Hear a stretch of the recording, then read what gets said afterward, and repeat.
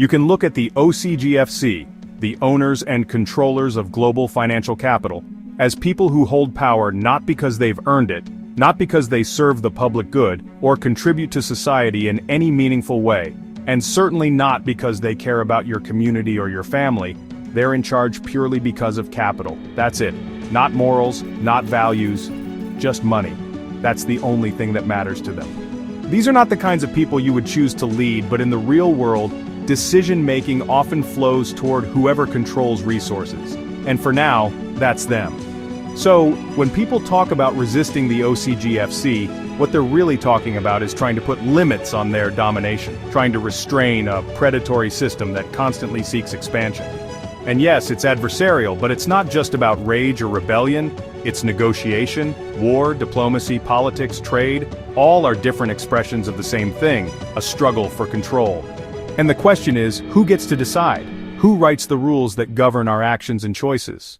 Here's the part most people miss. Not every government has been captured. Not every state is under the thumb of Western financial elites. Some of the most powerful governments in the Muslim world, Saudi Arabia, the Emirates, Qatar, and even Malaysia, control their own capital.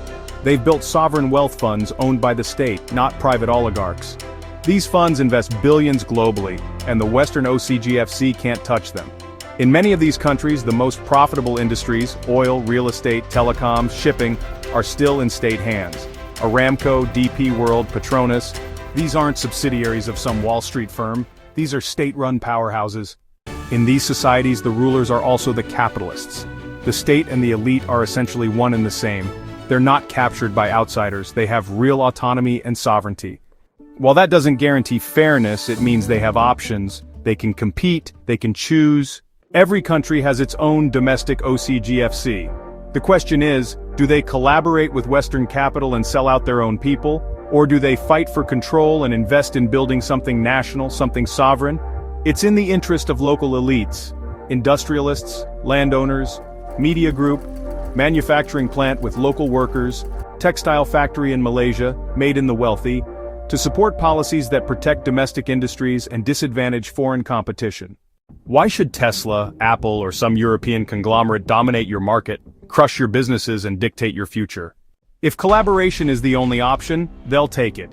But if resistance is possible, if a government backs them, they'll fight to protect their interests. No one, not even the rich, wants to be second best in their own country.